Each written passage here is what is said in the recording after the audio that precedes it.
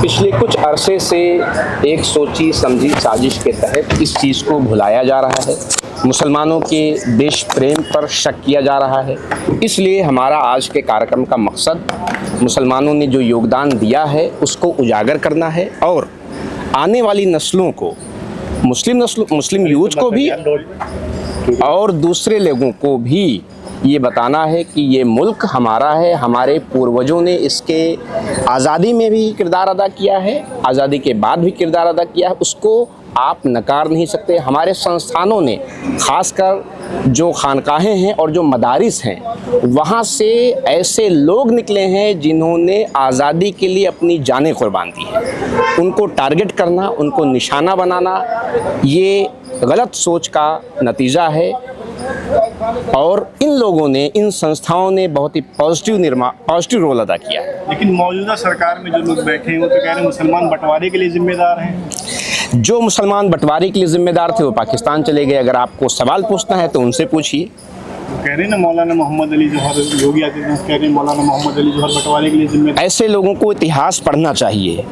जो इतिहास से वाकिफ़ नहीं है उनके सवालों का क्या जवाब दिया जाए। ऐसे लोग जो अभी यात्रा निकली उससे कह रहे हैं कि आप अनुशासन सीखिए और कितने अनुशासित लोग हैं आप सब लोगों ने देख लिया, तो ऐसे लोगों का क्या जवाब दिया जाए।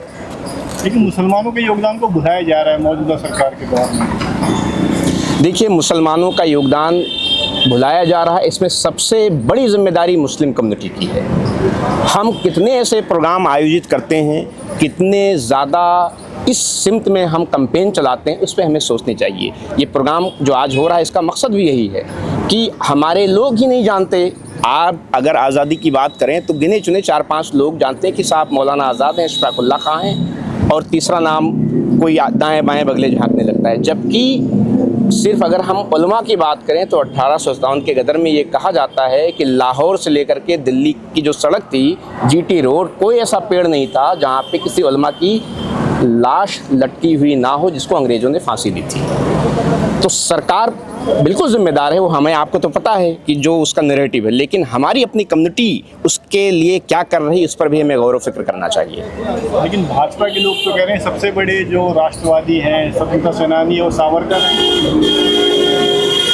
कितने माफ़ीनामा लिखा, अभी तो कोर्ट में भी कह दिया, तो प्रूफ तो सबके सामने है कि कोर्ट में उनके पोते ने, बल्कि शायद 2 दिन पहले ही कुछ ऐसा कहा है। तो साक्ष्यों, फैक्ट पर बात करें, हवाई और व्हाट्सएप यूनिवर्सिटी की बात ना करें। मुसलमानों को अपनी देशभक्ति या अपनी जो उन्होंने कुर्बानियाँ दी हैं, अब लोगों के सामने ये ज़रूरत क्यों पड़ रही है कि पेश किया जाए? क्या देश और इतिहास नहीं जानता ये सारी चीज़ें? बहुत सारी चीज़ें हैं, सब जानते हैं, लेकिन जब आपको टारगेट किया जाता है या किसी को भी टारगेट किया जाए तो उसकी भी जिम्मेदारी बनती है कि उन चीज़ों को वो सामने लेके आए। जो सवाल कर रहे हैं हम उनके लिए प्रोग्राम नहीं कर रहे हैं, ना उनको हम बताने के लिए प्रोग्राम कर रहे हैं कि हमें देश से प्रेम है, देश से मोह। हम अपनी नौजवान नस्लों को आगाह करने के लिए, क्योंकि हमारी भी नौजवान नस्ल नहीं जानती है, उनके अंदर ये भावना विकसित करने के लिए और इस जानकारी को जागृत करने के लिए हम ये प्रोग्राम कर रहे हैं। किसी की सफाई में या किसी के जवाब देने के लिए आयोजित नहीं कर रहे हैं। गवर्नमेंट द्वारा मुसलमानों को टारगेट किया जाता है। मुसलमान अब तक जिन पार्टियों के पीछे रहा है, क्या उनको इस बारे में आवाज़ नहीं उठानी चाहिए? उनको नहीं बात करनी चाहिए? देखिए, पॉलिटिकल पार्टी जाहिर सी बात है वो तो कैलकुलेशन करती हैं पहले कि उसमें कितना उनका वोट बैंक आएगा, कितना जाएगा, उसके बारे में करती हैं। लेकिन जो पॉलिटिकल पार्टी मुसलमानों का वोट लेती हैं उनको मुसलमानों के मुद्दे पर मुखर होकर बोलना चाहिए। डॉक्टर साहब, वंदे मातरम को लेकर भी विवाद छिड़ा हुआ है, सरकार ने अमेंडमेंट भी कर दिया है, क्या कहोगे इस पर? देखिए, वंदे मातरम को लेकर के मुस्लिम कम्युनिटी में असमंजस की स्थिति है। मेरा अभी इसमें यही कहना है कि इस सिलसिले में हमारे उलमा और दानिश्वर को बैठना चाहिए और एक समग्र चर्चा के बाद में इस पर कोई निष्कर्ष निकालना चाहिए और फिर हम लोग उसको मानेंगे। क्या आप लोग वंदे मातरम पढ़ेंगे नहीं पढ़ेंगे? देखिए, वंदे मातरम में कुछ चीज़ें, देखिए मैंने अभी पढ़ा नहीं ना, मुझे संस्कृत आती है, तो जब तक मैं कोई चीज़ पढ़ नहीं लूँगा, उसका अर्थ नहीं समझ लूँगा, मैं उसमें कमेंट नहीं करूँगा। लोकतंत्र के लिए बहुत ही अच्छा है कि वहाँ के जो यूथ है, वहाँ का जो स्टूडेंट स्टूडेंट है वो पॉजिटिव मुद्दों पर बात कर रहा है। एक अरसे के बाद हमें देखने को मिल रहा है कि एजुकेशन जो बेसिक मुद्दा है उस पर बात नहीं होती थी, लेकिन अब चाहे जेन जी हो या जेन अल्फा हो, वो ऐसे मुद्दों पर बात कर रहे हैं जो एक स्वस्थ लोकतंत्र के लिए बहुत ही अच्छा संकेत है। और मुझे लगता है कि अब वो लोग भी जो पहले इनको इग्नोर कर रहे थे, वो लोग भी दाएं बाएं जो है इनकी बातों का समर्थन करते हुए नज़र आ रहे हैं। जो सरकार के अंदर लोग बैठे हुए थे, जो पहले इनको अलग अलग इनको संज्ञाएं दे रहे थे, कोई नाम दे रहा था, कोई नाम दे रहा था, लेकिन ये लोग भी अब जो है उनके साथ में जो है उनके समर्थन में नजर आ रहे हैं। वाकई में आंदोलन डॉक्टर साहब, या इसके पीछे कोई बड़ी साजिश है? अचानक से पूरे देश के बच्चे सड़कों पे आने लगे। देखिए, ये तो बहुत अरसे से पक रहा था और उनको कोई ऐसा स्पेस नहीं मिल रहा था, लेकिन जो 20 जुलाई जंतर मंतर का जिसको आप लोगों ने कवर किया, उसने सबको एक मौका दे दिया, एक प्लेटफॉर्म दे दिया।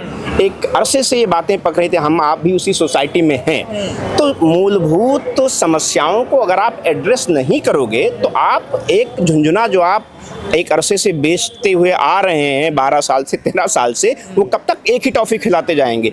बच्चा जब रोता है ना, एक टॉफ़ी देते हैं, तो एक ही टॉफ़ी जब उसको 10 बार देते हैं ना, 11वीं बार कुछ दूसरा मांगने लगता है। डरने का मुकाबला कर रहा है, डटकर सवाल पूछ रहा है, खड़ा हो रहा है। बिल्कुल पूछ रहा है और पूछना भी चाहिए।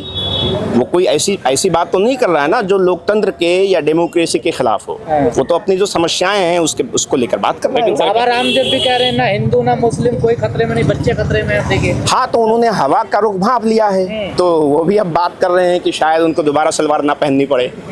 समझ गए हैं कुछ परिवर्तन होगा देश में। हाँ, लेकिन सरकारी स्कूल उठाने वालों की लिंचिंग हो जा रही है, अब्दुल को टारगेट किया जाता है और खत्म कर दिया जाता है। देखिए, ये सिंबॉलिक इवेंट इसलिए किए जाते हैं ताकि एक मनोवैज्ञानिक दबाव बनाया जा सके। बहुत ही कैलकुलेटेड मूव ये सारी चीज़ें होती हैं, लेकिन अब देखिए ना, आपकी जब अभी जिसकी आपने नाम जिक्र किया अब्दुल का, उसकी लिंचिंग हुई, पहले की लिंचिंग जब होती थी उस पर हमारे बहुसंख्यक समुदाय या समाज की तरफ से इतनी मुखर आवाज़ें नहीं आती थी, लेकिन इस बार आप देखें कि न जाने कितने डेलीगेशन मुझसे मिलने गए और समर्थन में आवाज़ें उठ रही हैं। तो जैसा आपने कहा कि हमारे यहाँ का जो जेन जी है, जेन अल्फा है, अब वो ध्रुवीकरण और सांप्रदायिक मुद्दों से हट करके शिक्षा, रोजगार, विकास जिसका ये वादा लेकर आए थे, उन पे अब सवाल करने लगा है। जेन जी की आवाज़ उठाने से लिंचिंग के जो मामले हैं वो कम हो पाएंगे? देखिए, लोकतांत्रिक देश में तो हम जो कर सकते हैं वो यही कर सकते हैं कि हम आवाज़ उठाएं। और आपने खुद देखा कि जिसके बारे में कहा जाता था कि यहाँ कभी इस्तीफे नहीं होते,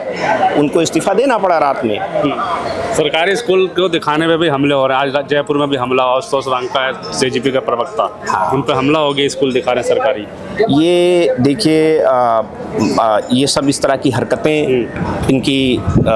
इनका कंडमनेशन होना चाहिए, इनकी निंदा होनी चाहिए।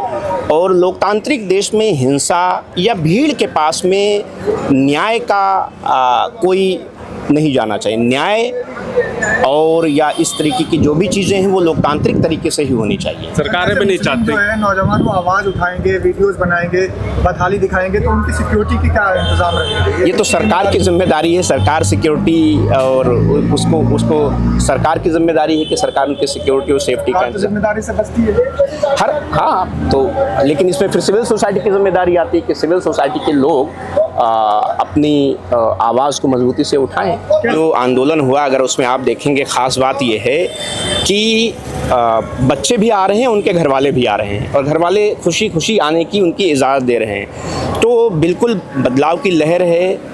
जो मतलब जो सांप्रदायिक मुद्दे थे उनमें कमी आ रही है और लोग अब अपने अधिकारों को लेकर के जागृत हो रहे हैं।